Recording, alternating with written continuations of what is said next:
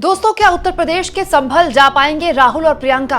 और अगर नहीं तो फिर क्या सड़क में संग्राम वाली स्थिति देखने को मिल सकती है? आखिर संभल पहुंचना राहुल और प्रियंका के लिए क्यों महत्वपूर्ण है? और आज का दिन पूरा का पूरा राजनीतिक घटनाक्रम कैसे उत्तर प्रदेश से लेकर दिल्ली तक बदलने वाला है, सब कुछ मैं आपको तफसील से बताऊंगी। लेकिन पहले इस वीडियो को देखिए, इस फोटो को देखिए, जहां पर राहुल गांधी अपने घर से निकल रहे हैं। प्रियंका गांधी और उत्तर प्रदेश की कांग्रेस के कई सांसदों के साथ राहुल गांधी का काफिला आगे बढ़ रहा है। और राहुल गांधी की कोशिश ये है कि हर हाल में वो आज संभल पहुंचे अपनी बहन प्रियंका गांधी वाड्रा के साथ।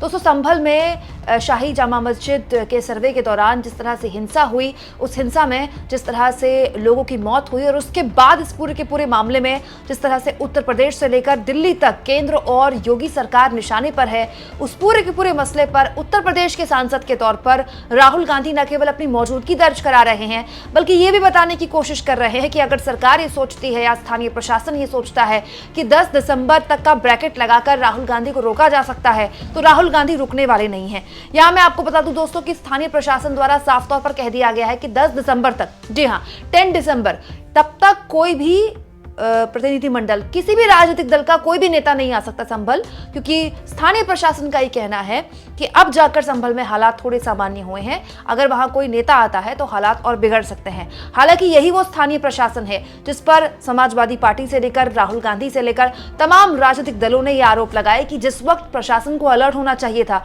उस वक्त प्रशासन या तो हाथ पर हाथ धरे बैठा रहा या फिर प्रशासन पर बीजेपी के साथ मिलीभगत का आरोप भी लगाया कांग्रेस पार्टी ने और साथ में अखिलेश यादव ने। रणविजय सिंह ने देखिए एक वीडियो शेयर किया आज सुबह का। गाजीपुर बॉर्डर में देखिए कितनी बसें बकायदा खड़ी कर दी गई है पुलिस की। हालांकि राहुल गांधी का काफिला, जो उनकी सुरक्षा है, जो प्रोटोकॉल के तहत उनको सुरक्षा मिली है, उस तहत ही है। तो राहुल गांधी को एलओपी के तौर पर एक अच्छी खासी सुरक्षा मिली और इस वक्त राहुल गांधी का काफिला भी सुरक्षा के साथ ही चल रहा है। तो राहुल गांधी के पास अपनी सुरक्षा है और राहुल गांधी अगर किसी संघर्ष की स्थिति में आए तो भी क्या इतने बसों की जरूरत पड़ेगी? पुलिस के बसेस देखिए। हालांकि राहुल गांधी की जो टीम है, जो उनके साथ संभल उनको ले जा रही है, और उनके साथ कांग्रेस के कई सांसद भी हैं, उनकी तरफ से एक प्रस्ताव भी रखा गया है। ये प्रस्ताव भी मैं आपको बता देती हूँ। जैसे यूपी कांग्रेस के चीफ अजय राय ने कहा है, क्योंकि वो भी इस प्रतिनिधिमंडल का हिस्सा है, उन्होंने कहा है कि हम 5 लोग जाएंगे। 5 लोगों को तो परमिशन दी जा सकती है। धारा 163 में परमिशन होती है। धारा 163 लगाई गई है संभल में, अजय राय का ये कहना है। तो हम 5 लोग ही जा रहे हैं, कम से कम 5 लोगों को तो वहां जाने की इजाजत मिल सकती है।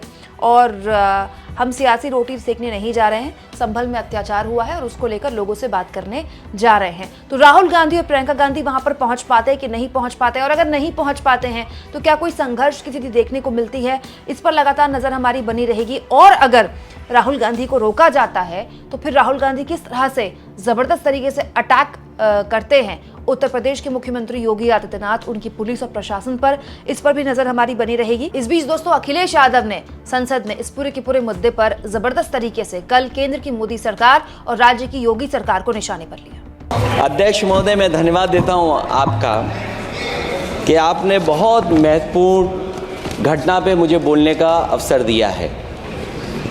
संभल जो इसलिए जाना जाता था कि भाईचारे के साथ वहाँ रहते हैं लोग, वहाँ अभी से नहीं, सदियों पुराना भाईचारा हजारों साल से इसी तरह रहते आए हैं। लेकिन अचानक ये जो घटना हुई है, ये सोची समझी रणनीति के तहत वेल प्लान्ड हुआ है और वहाँ के भाईचारे को गोली मारने का काम हुआ है। जो घटना हुई है वो सोची समझी साजिश है। वहाँ जो खुदाई की बात लगातार अध्यक्ष महोदय देश में कोने कोने पर भारतीय जनता पार्टी और उनके सहयोगी और समर्थक, शुभचिंतक बार बार खुदाई की जो बात कर रहे हैं अध्यक्ष महोदय, ये खुदाई जो है हमारे देश का सौहार्द, हमारे देश का भाईचारा, हमारे देश का गंगा जमनी तहजीब को खो देगा। मैं आपका धन्यवाद इसलिए भी देता हूं कि इस महत्वपूर्ण जो साजिश हुई, और वो साजिश सोची समझी इसलिए मैं बोल रहा हूं। उत्तर प्रदेश का चुनाव था, पहले 13 तारीख को चुनाव होना था और 13 तारीख के चुनाव को उन्होंने बढ़ा करके 20 तारीख कर दिया। और इस जो घटना है मैं आपके सामने पढ़ना चाहता हूं।